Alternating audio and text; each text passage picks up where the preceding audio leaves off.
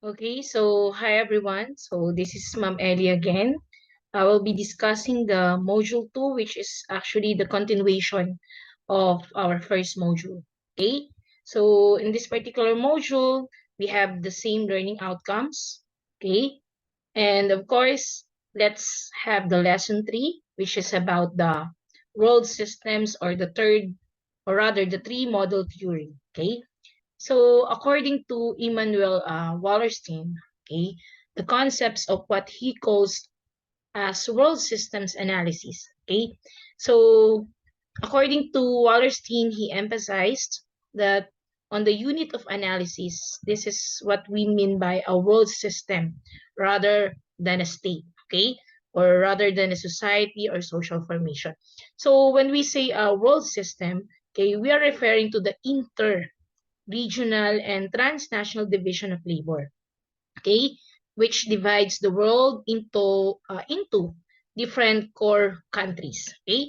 So in a world system, we have this what we call the capital and the labor intensive, okay. Uh, when we say capital intensive, we are referring to the amount of capital invested, so as to increase the revenue and profit. Okay, while on the other hand, the labor intensive refers naman to the amount spent, on training to labor so as to increase the efficiency of labor, which will ultimately result in the increased production. Okay, so what are the example of capital intensive? Okay, some of the examples of capital intensive are the automobile or the manufacturing.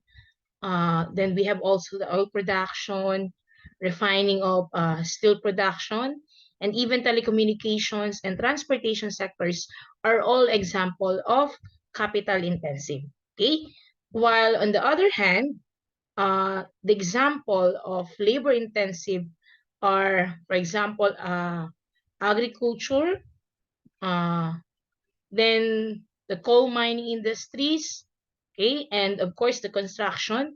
But sometimes in a certain company class, for example, you are the employer, then you will try to ask your employees to attend seminars, trainings, and workshops so that they will learn something new, diba, out of those seminars. So in that way, a company is actually investing through their employees, investing new knowledge, new skills. So that's also an example of labor intensive. Okay, so the word world is not intended to be synonymous with global or planetary, but of course it simply refers to a relatively large unit within which there is an actual division of labor. Okay, and when we are talking of a world, not the world, okay, because every world or large unit of countries, sabi nga, Wallerstein points out that it is composed of a core and a periphery. Okay? And when we say core, okay, so what do you mean by class by core regions? Okay? And what do you mean by periphery? Okay? So when we say core regions and periphery, okay, so core regions or countries are dominant. Okay? Sila yung mga tinatawag natin mga capitalist countries that exploit peripheral countries for labor and raw materials. In short, core countries are the rich or wealthy countries. Okay? Then peripheral countries naman, they are the one dependent on core countries for capital. And of course, core regions, they have their underdeveloped industry. Okay? So that's the difference between the two. Okay? And core regions are countries engaged in innovative, capital-intensive production that requires higher and more specialized labor and professional skills. Okay? An example of it is the microchip production or the pharmaceuticals. Okay, now let's move on to the three world model theory. So we have here the first world, the second world, and the third world countries. Okay, so as you can see on your module, those are the definition of the three world model theory. Okay, So the term first world, of course, this refers to the developed capitalist industrial countries, okay? And they are generally aligned with yung sa tinatawag nating NATO and the USA. When we say NATO class, okay, NATO, it is actually an acronym, okay? So it means North Atlantic Treaty Organization, okay? So again, first world theories are aligned, okay? Again, first world theories are aligned with NATO and the USA, okay? So the examples, or some examples of countries who belong to the first world countries, of course, these are the North America and the Western Europe, South Korea, Japan, and even Australia are also included in this first world countries. Of course, US, okay, Russia, okay. So those are some, okay, and there are still a lot of countries, we can actually say also that in Europe, okay, uh, we have there Switzerland, Sweden, Ireland, Finland, okay, they can all be classified as first world in this context, okay. Then when we say second world, okay, it refers to the former communist socialist. Okay, so these are countries who are known to be less industrialized states. Okay, or yun nga, they're saying that it is also known as the developing countries. Okay, so it was actually constructed, of the Cold War, and the term is still largely used to describe the former communist countries. Okay, so uh, the countries in the sphere of influence of the Soviet Union na tinatawag, okay, it includes, of course, Soviet Socialist Republics, okay? So, ito yung mga countries of Eastern and Central Europe. So, these are the uh, Poland, okay, and of course the east part of Germany, then Czechoslovakia, and there were also Asian communist states, class, in the sphere of influence of China, Mongolia, North Korea, Vietnam, Laos, and even Cambodia. Okay, so the Philippines class is not a developed country.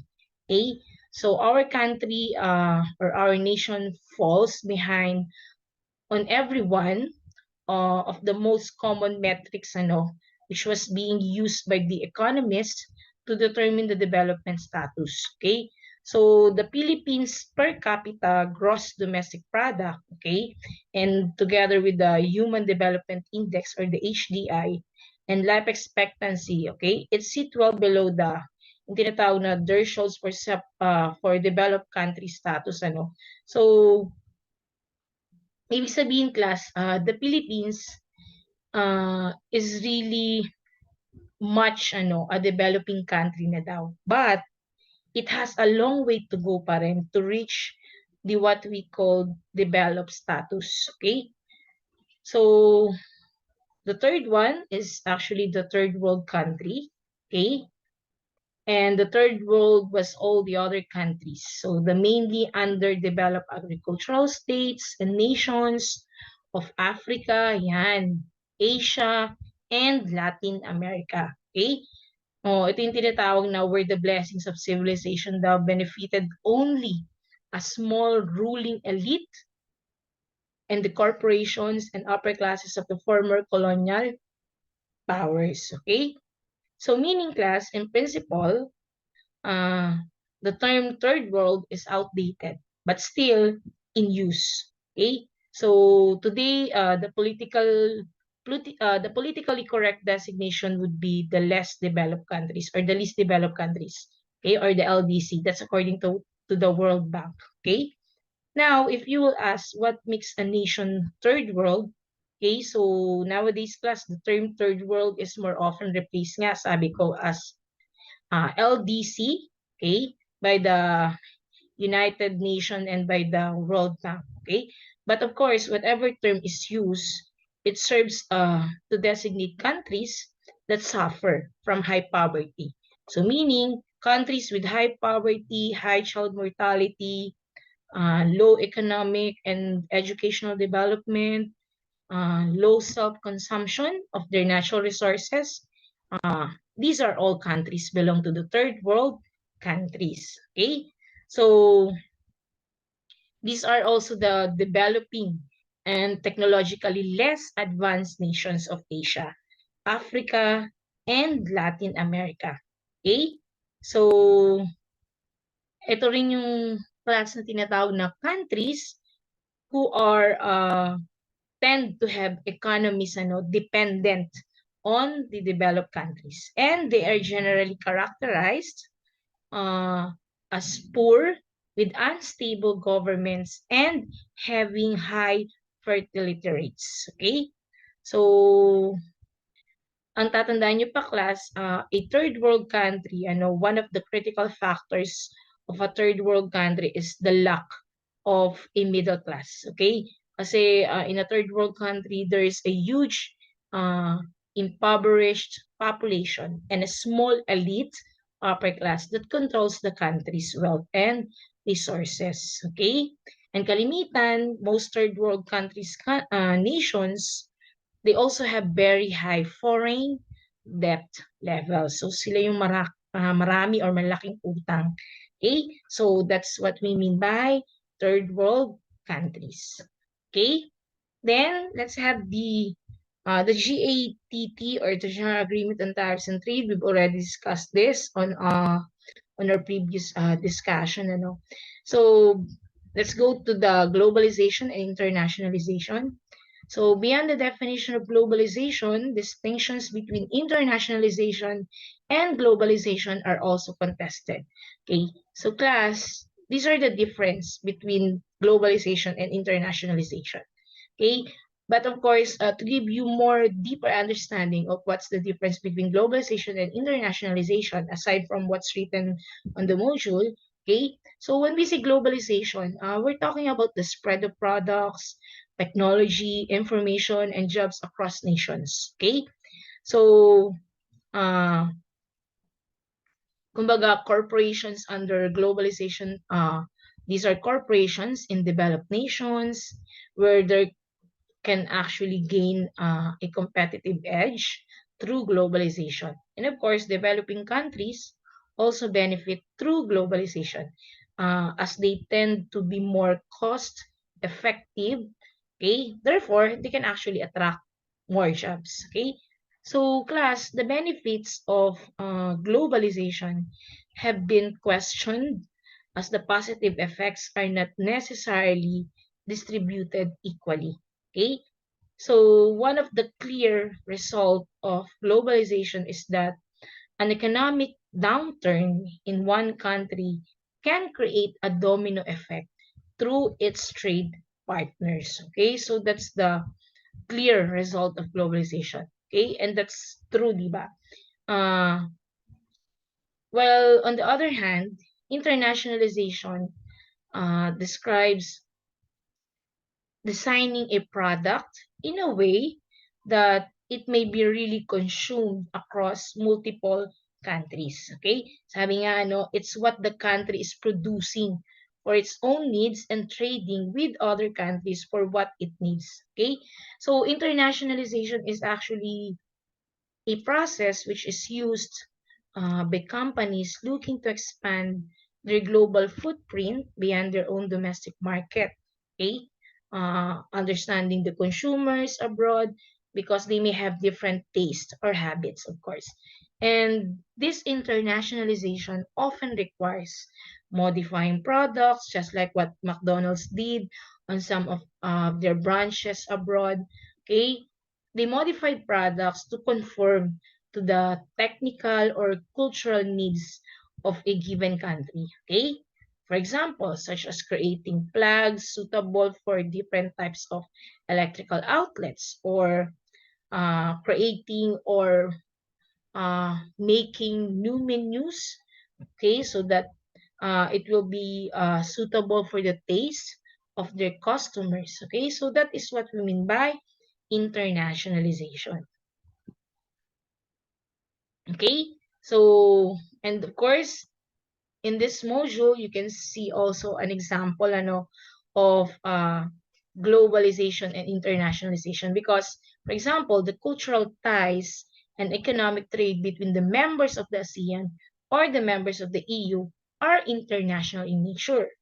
Since in ASEAN, it's all the Asian countries, while in EU or in European Union, these are all countries belong or located to Europe. Okay? While if these uh, two entities, they interact with each other, okay, such as ASEAN and EU, they can now be called as global. Okay?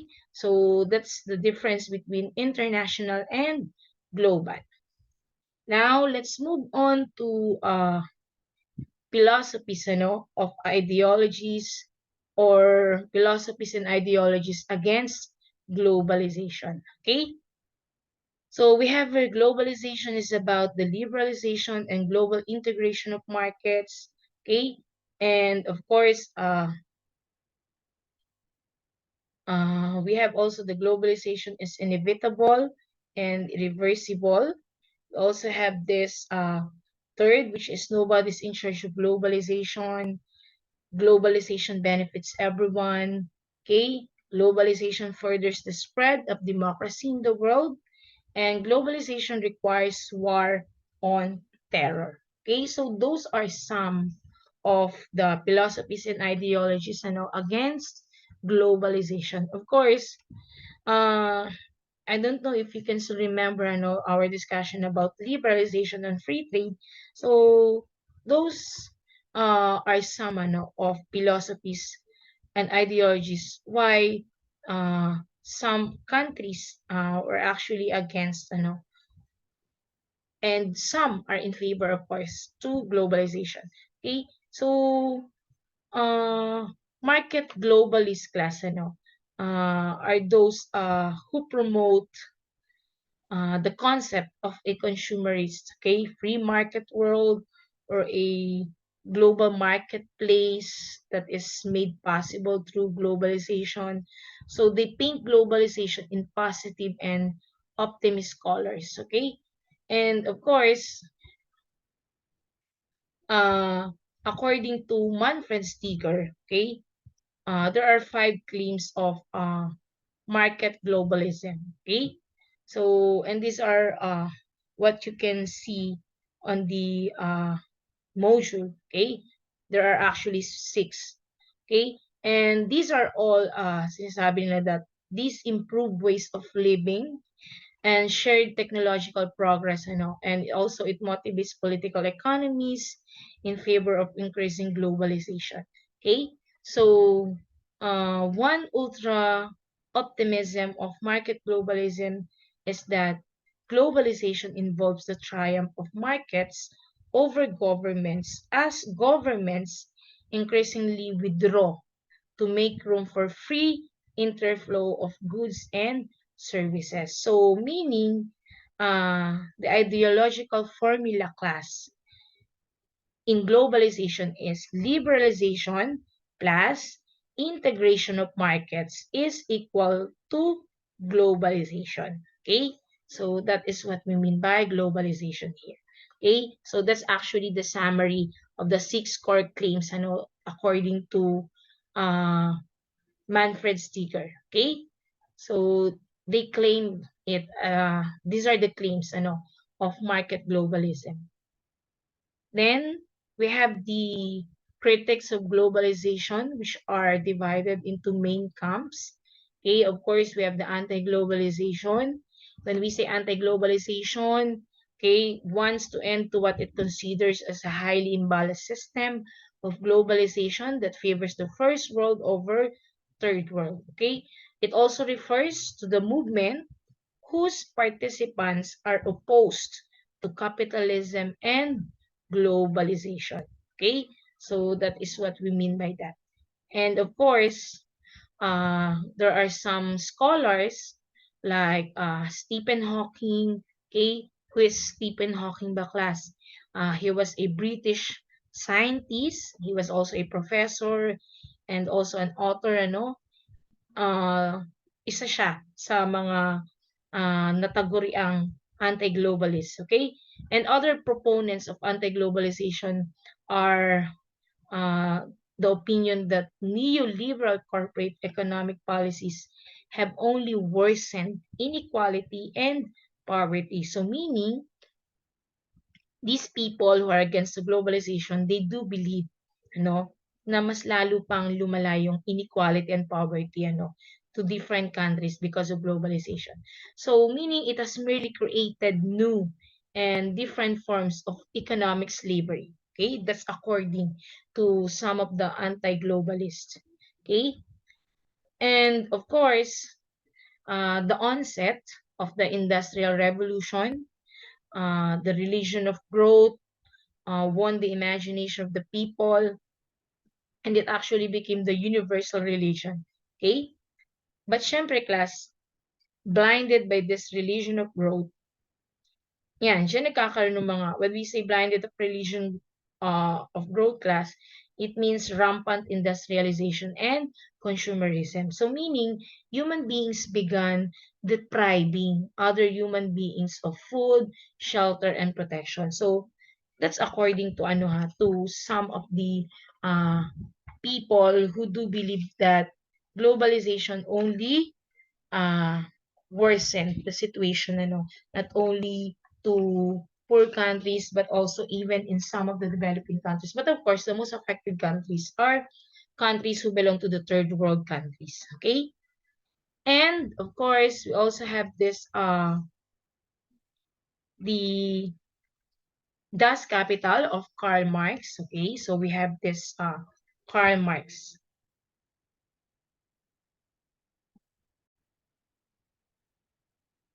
Okay, so before we proceed pala kay Karl Marx classics books, Das Kapital, we forgot to discuss first the alter globalization. Of course, if anti-globalization refers to those people or group of people who are against the globalization, alter globalization naman favors altering or changing the current system of globalization, because they wanted it to make more humane, more pro-environment, and more grassroots driven than staying as a top-down imposition. Okay, so that's according to some of the uh, outer globalists. So, for example, uh, like Bill Clinton. Okay, so Bill Clinton is actually an outer globalist. Okay, uh, according to Bill Clinton, in year 2001, sabi niya, the expansion of trade hasn't fully closed the gap between those of us who live on the cutting edge now of the global economy. And according to him also, the billions around the world who live on the knife's edge of survival. Okay? So, kumbaga class, Clinton is actually accepting that there's actually an improvement in terms of global economy. But again, uh, he actually wanted to say that there is still uh, a gap between those who live on the cutting edge of the global economy. Okay? So, para kasi nangyayari kung sino lang makasurvive dun sa globalization, yun na lang siya. Okay? So, that's what Clinton is trying to say. And of course, one of the ultra globalists also is Chinese President Xi Jinping. Okay? As far as I remember, in one of his major speech, uh, at the World Economic Forum, where he attended, that's actually in Switzerland also. Uh, Chinese President Jinping positioned himself as a defender of globalization, okay, particularly in free trade, because according to him, there's no point in blaming the economic globalization for the world's problems, okay? So meaning, para sa kanya, it is not economic globalization the reason why the world has problems, okay? and many of which have nothing to do daw with the global trade. Kumbaga, most of the problems in the world has nothing to do naman daw with the global trade. That's according to President Jinping. And even though some problems daw are linked to globalization, there are no justification to write it off altogether. So that's why he uh he positioned himself as a defender of globalization. And going back again to anti-globalization, uh, even Pope Francis, uh, he was actually an anti-globalist, okay? And during the visit of Pope Francis, in year 2019, I think in Thailand, he made actually an appeal for the young people to hold on to the cultures handed down by their ancestors. And he is asking for the youth to cherish their roots. So, kailangan daw pahalagahan ng mga kabataan kung ano yung pinanggalingan nila at kung saan sila galing. Because Pope Francis warned the youth, the technology and globalization were now homogenizing young people around the world. Okay? According to Pope Francis, to the point that their uniqueness and cultural individuality are now becoming endangered species. Okay? So medyo alarming siya. Kumbaga, yun yung feeling talaga ni Pope Francis. That's why Pope Francis condemned a growing tendency to discredit local values and cultures by imposing a unitary model. Okay? So, ang tinutukoy dito, class, ni Pope Francis are the values of the young people or the youth, wherein apparently they are now being influenced by Western countries, like from their films, advertising, and social media. Because, class, this is really a big impact, or it has really a big impact to the youth like you, okay, nowadays. And this situation can actually produce what we call cultural devastation. So, nasisira na yung kinalakihang kultura, and that is really a serious matter. That's why Pope Francis was really appealing to the youth during the time when he visited Thailand. Okay? So, nagkataon lang na nasa Thailand siya, but he's not literally referring only to Thailand. He is referring to the whole world. Okay? So, those are some of the anti-globalist also. Okay? And even Trump. Okay?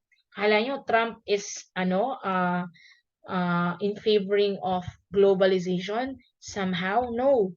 Trump or Donald Trump has actually spent much of his presidency railing against globalization. Bakit?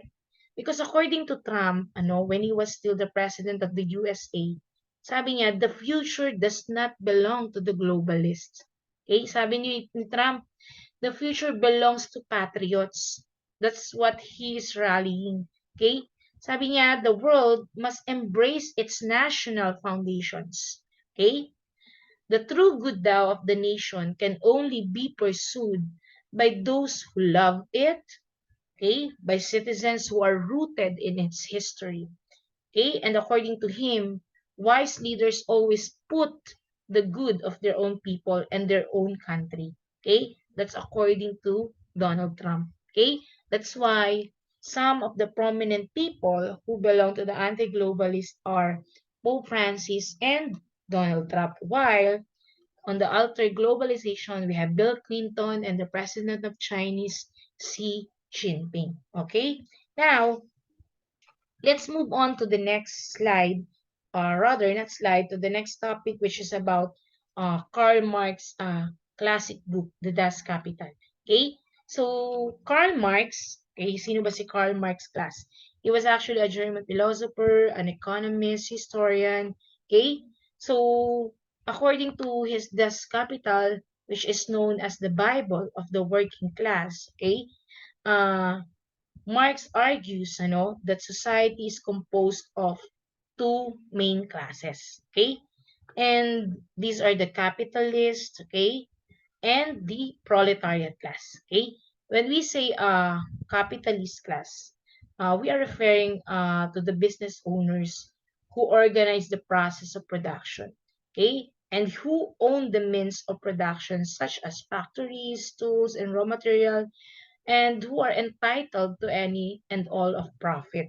So those are the capitalists, while the other, this is the larger class, which is composed of labor, which Marx or Karl Marx termed as the proletariat. Okay, so he is actually referring to the social wage earners. Okay, so sabi nga dun sa theory ni Karl Marx, okay? Sabi, it proposes that the motivating force of capitalism is in the exploitation of labor, okay? And those are the unpaid workers, okay? Who is the ultimate source of surplus value, okay? So, the theory also states that because of the capitalist mentioned, for maximizing profits even at the expense of workers, and more recently, even at the expense of the environment. Okay? So, it has only become more explicit under globalization. Sabi ko nga, di ba, before, the focus, of those multinational companies, ng mga capitalist na yan, are the profit. Okay? So, they are actually neglecting, okay, yung mga possible effects nito, particularly to the environment. Okay? And the theory of Karl Marx also allows firms to shift all or part of its operation to countries where wages or labor standards are low in a process called outsourcing. Okay? So again, laborers do not own or they don't have any claim to the means of production. Okay? So we are referring to sa sinasabi niyang other class, which is the proletariat. Okay? Then, these are the positive and negative aspects of globalization. Okay? So, yung outsourcing class, I already mentioned that to you earlier, So, again, when we say outsourcing, this is the business practice, of hiring a party outside a company to perform services and create goods that traditionally were performed by in-house by the company's own employees and staff. Okay, so outsourcing is a practice class usually undertaken by companies as a cost-cutting measure. Okay, so that is what we mean by uh, outsourcing. Okay, let's have the positive aspects of globalization first. So we have here the four. Let's talk about first the multiculturalism and multilingualism. Class, when you say multiculturalism, we are referring uh, to a society where many different cultures live together. Okay? So it is the simple fact of cultural diversity. Okay? So multiculturalism means cultural diversity. So in a society where there is a multiculturalism, okay, meaning there is not an official culture that every person must be part of. So instead, all cultures are respected as much as each other. Okay? So, ang kagandahan dito, class, in a multicultural society, it can result when people from many different countries migrate to one place, or an empire conquers many countries. Okay? Uh, Actually, tolerance is a big help for multiculturalism. Kaya lang, xenophobia, okay? So when we say xenophobia class, try kong sulat sana para sana hindi niyo siya makalimutan. Yung tinatawag class na this is xenophobia. Para hindi niyo makalimutan yung yung pangalan, okay? Xenophobia, okay? So this is xenophobia. When you say class xenophobia, it means it is the reason which makes uh, multiculturalism difficult, because xenophobia is the fear or dislike of strangers or unknown things. Okay, it can also mean the fear of trying new things, but it is usually the fear of differences between people. So sinasabi, xenophobia makes it difficult para magkaroon ng tinatawag na multicultural society. Okay? And when we say multicultural society, it would be composed of people from different ethnic backgrounds naman, and cultures living and working together. Okay?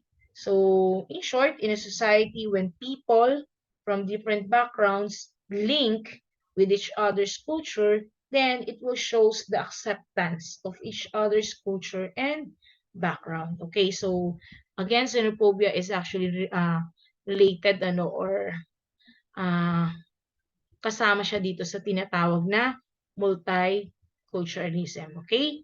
So, next, let's have the multilingualism. Okay? When we say multilingualism class, globalization has actually had major effects on the spread and ascribed value of multilingualism. When we say multilingualism, it is considered the use of more than one language by an individual or community of speakers. So, uh, globalization class is commonly defined, sabi nga natin, as the international movement toward economic trade, technological and so on. And as a result of the interconnectedness brought on by globalization, of course, languages are being transferred between communities, between cultures, and between economies at an increasingly fast pace. Kasi syempre, through free trade, for example, di ba, parang it concerns itself with, sabi nga, communications integration. So, through that, ayan, nagkakaroon tayo ng tinatawag ng adaptation to different languages. We can now easily adapt the other languages. And it's really, a good thing for you if you are part of a multinational company and you wanted to expand your business. You need to learn more than one languages, of course. Okay?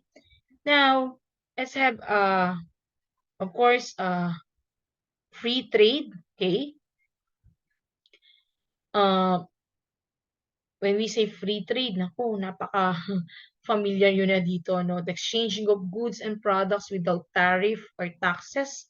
And of course, educational exchange, okay? So, kagandahan class, di ba, dun sa educational exchange is that, sabi nga nila, through this teaching methods, these are now interconnected and widespread na ron. Kumbaga nagkakaroon na ng access to schools, okay, to different schools, hindi lang locally but internationally, okay? So students from Vietnam can now work, study, okay, here in the Philippines, okay. Just like, for example, Enverg University, they have this educational exchanges na tinatawag, and even teachers or professors can study abroad, okay. So, ganun, pwede na yan, and that's through educational exchanges, okay. Then, global cooperation, okay. Global cooperation is obviously defined as the act of all countries working together to accomplish global issues, of course, and global missions. And syempre, when we say missions and issues of the global cooperation, these are all about environment, poverty, war, diseases, and even extinct animal. Okay? For example, part din ito ng mission and issues of global cooperation is about the United Nations Sustainable Development or the SDGs, di ba?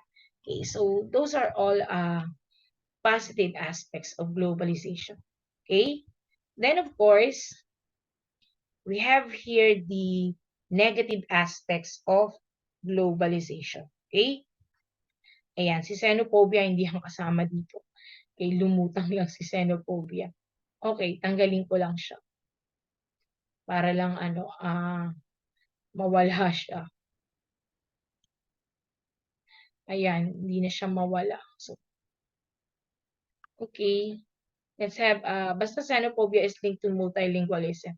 Okay, then, linguistic hegemony of English, ano. So, how will I delete kaya this one para hindi niyo siya makita masyado itong pag-reflect na to. Okay? So, wait lang. No, back ako. Then, but anyway, so yan, ayaw niya mag-stop. Okay. So, yan, linguistic hegemony of English, ano. So, I'm referring to this one. So, pag sinabi nating linguistic hegemony of English, so meaning English language was actually the linguistic hegemony, ano, as a global language. And sabi nga, the survival of other languages of the world. So, kasi nga, class, mapapansin natin, di ba, as globalization has increased the spread of world languages like English. So, meaning, another consequences is that many other languages naman daw are becoming endangered and ultimately extinct. So, parang nawawala na. Kasi dahil sa pag-spread na nung world languages like English. Okay? So, that's the problem naman dito sa tinatawag na linguistic hegemony of English. Okay? And of course, we have also cultural homogenization. So, pag sinabi naman natin class na cultural homogenization, ano? So, we are referring to the reduction naman, ano, in cultural diversity. Of course, that is through the popularization and diffusion of a wide array of cultural symbols. Okay, so we are not only referring to physical objects, but of course, kasama rin yung customs, ideas, and values. So meaning yung cultural homogenization, this is actually a process, ano, when local cultures are transformed or local cultures are absorbed by a dominant outside culture. Okay? So let's use again McDonald's as an example. Okay? Sabi ko nga sa inyo, lagi siya yung pinakang best example in terms of globalization.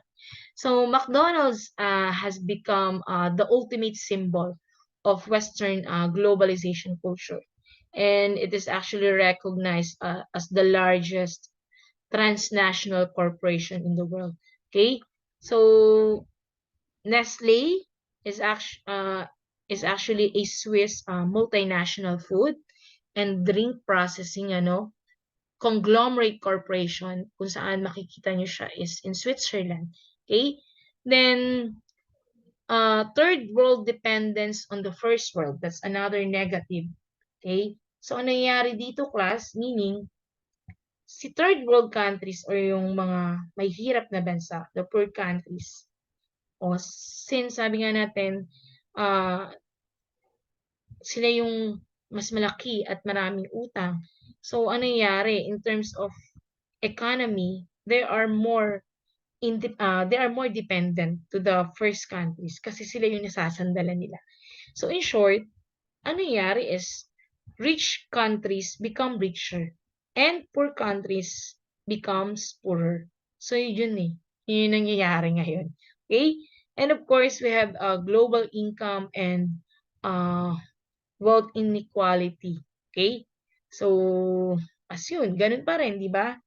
Kakaroon ng inequality in terms of income of different countries and in terms of wealth. Okay?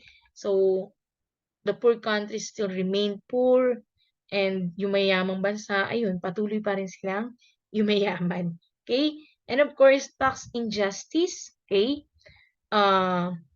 When we say, remember, di ba, class, sabi nga natin, trade liberalization, di ba, it removes or reduces barriers to trade among countries. So, instead na yung mga buwis na dapat ay pumapasok sa gobyerno, hindi nangyayari. So, that's why, yun, one of the student asked, di ba mas lalo siyang risky dahil in trade liberalization, we are removing or reducing barriers. Okay? So, to trade among countries. But of course, yun nga, yun yung parang pinakang negative result naman nun. Kasi, instead sana, no, kung hindi natin binabawasan yung mga buwis in terms of the process of free trade, sana na bigay natin or nailaan natin sana dun sa mga pwede pang magawa ng government infrastructures, di ba yung mga ganun. So, but those are some examples lang. Okay, then racism and anti-migrant sentiment. Ayan, anti-migrant. People who are opposing immigrant. I think I've mentioned this one to you, na in terms of migration, ang nangyari naman, halimbawa, Filipinos went in a certain country, then ang nangyayari doon, yun nga, parang sila yung naging priority, So, that's why there are some people who are opposing in migrant. Okay, when we say migrant class, these are temporary movement. Okay? Iba yung class dito. Dito ang tinatawag natin, iba yan. Okay? So, we are referring to the anti-migrant, So, pag sinabi nating class migrant, pag sinabi nating migrant, we are actually referring to temporary movement, okay? So, iba yung migrant, okay? This is temporary movement, okay? Tapos, iba din naman yung tinatawag nating immigrant, okay? Kasi pag sinabi natin immigrant, this is permanent residency, okay? So, pag narinig mo na, siya ay, he is a migrant. So, ibig sabihin, siya ay temporary resident lang. Okay? Kumbaga, siya ay tourist lang or namamasyal lang doon sa isang certain country. Then, if you are an immigrant, meaning you are now a permanent residency, okay? And of course, migration can occur within the borders of the same country, or cross international borders. And immigration occurs when a person crosses an international border and becomes a permanent resident in another country. Okay, so that's the difference between migrant and immigrant. Okay, para malinaw, baka mamaya maiba ang inyong definition. Okay? So, I think it's the end of my lecture. So, before I end my lecture, this module 2, which is the lesson 3, again, you need to remember that anti-globalization, this is a political belief opposed to the emergence of a single world market dominated by multinational companies. While alter-globalization movement naman is a cooperative movement designed to protest the direction and perceived negative economic, political, social, cultural, and ecological consequences of the neoliberal globalization. Okay? So I hope globalization is now clear to you, and I will be uploading the next module, which is the module 3. Okay, so please don't forget to go back again with the recorded lecture if you have any regrets, or if you are not that familiar with our discussion. And of course, you can always ask me naman kung meron kayong mga tanong. Okay, so that will be all for today, and thank you everyone.